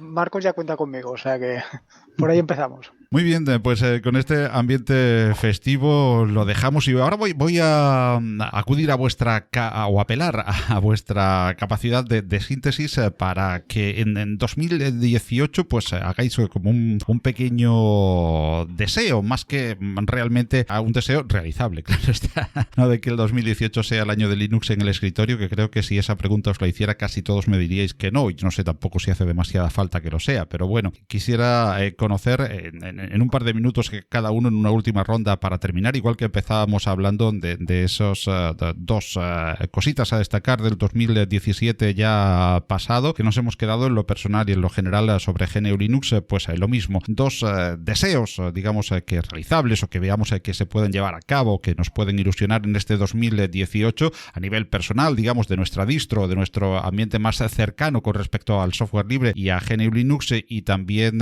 con respecto al mundo en general del software libre y de Linux, de GNU Linux. Y lo hacemos pues en el mismo orden que lo hacíamos al principio, tal como me aparece en la sala Jix y Marcos. Bueno, pues yo sobre mi distro favorita, pues que quite todos los errores que suele tener pequeños errores en cada release, y que por fin sea 100% perfecta. Y otro deseo, pues respecto a las comunidades, que nos llevemos mejor entre todos, que al final parece que siempre nos estamos tirando los trastos, y la verdad es que eso cansa mucho. Somos todos hermanos y debemos empujar todos por el mismo carro.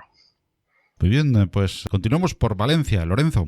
A ver, yo casi que suscribo lo mismo que ha dicho Marcos. Yo sinceramente espero que el Ubuntu este año acierte con el lanzamiento de la nueva versión y me quite el mal sabor de boca que me quedó el año pasado. Año de LTS, además. Sí, año de LTS. Muy bien, Marcos, ¿sí? Y de fiesta de LTS.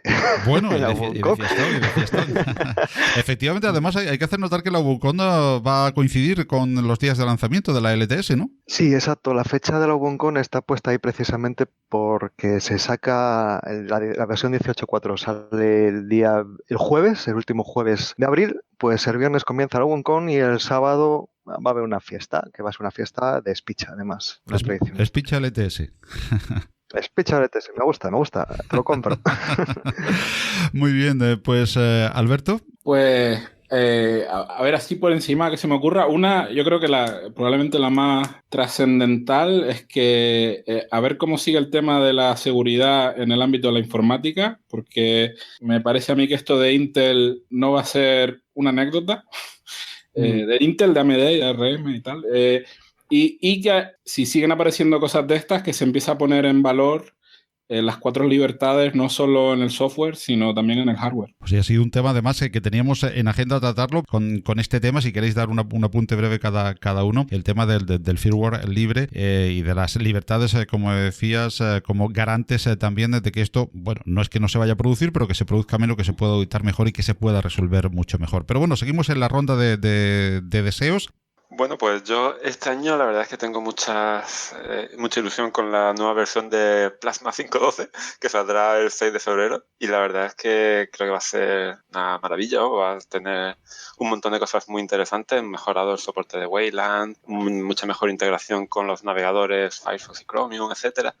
Y creo que va a ser bastante interesante, sobre todo porque también va a haber una nueva versión de lib 15 que, bueno, parece un salto atrás porque va a pasar OpenSUSE lib de la versión 42 a la versión 15, pero ha sido básicamente por igualar las versiones con la versión empresarial de SUSE, ya que los paquetes de la versión empresarial se están usando también la versión libre para que sea todo más seguro y más guay. Pues se ha decidido eso, el cambio de versión y va a llevar, de hecho, el OpenSUSE lib 15 esta versión de KDE. Entonces, la verdad es que me parece que va a ser bastante interesante. Y bueno, y por la parte personal, lo que habéis comentado de aumentar la cooperación entre escritorios, entre distribuciones, entre desarrolladores en general, la verdad es que sería bastante deseable. Vamos. Y por último, Paul. Por cierto, lo del salto hacia atrás en realidad no es tal. Antonio, lo del 42, ¿a qué se refiere? El 42 fue, bueno, sabéis que es el sentido de la vida, el universo y todo. Exactamente. el guía del autostopista galáctico. Sí, o sea, no es que lleve 42 ni nada por el estilo. 42 versiones de OpenSUSE. Bueno, yo quiero hacer 3 deseos. Uno de ellos es que se deje de darle nombres tan chulos a las cagadas de la gente que hace software y hardware propietario, ¿no? Porque hablar de Spectre y Meltdown y todo esto suena como si fuese algo... En realidad, los nombres deberían ser algo así como... o sea, suenan a película de ciencia ficción distópica y todo eso. No, lo más preciso sería los de Intel son unos chapuzas y los de Intel son unos chorizos, básicamente, porque es lo que ha pasado. Son unos chapuzas porque han dejado que se mantenga y son unos chorizos porque lo sabían desde hace años y, sin embargo, han seguido vendiéndonos chips defectuosos. De hecho, sabemos que el CEO de Intel vendió muchos de sus stocks justo antes de que saltase la noticia, por tanto, él ya lo sabía. Entonces, si dejamos de darle nombres tan chulos a eso, ya podremos decir, es que no, es que hay una gente detrás de esto que están haciendo su agosto a partir o sea, a nuestra costa, ¿no? Y después, enlazando con lo que decía Alberto, exacto, que tenemos que, y no estamos hablando solamente de firmware, como dices tú, Paco, lo que nosotros queremos es que también todo a nivel de hardware también sea libre. En ese sentido, se están moviendo algunas cosas, el RISC-V es una arquitectura que puede que, tal, pero eso es lo que necesitamos.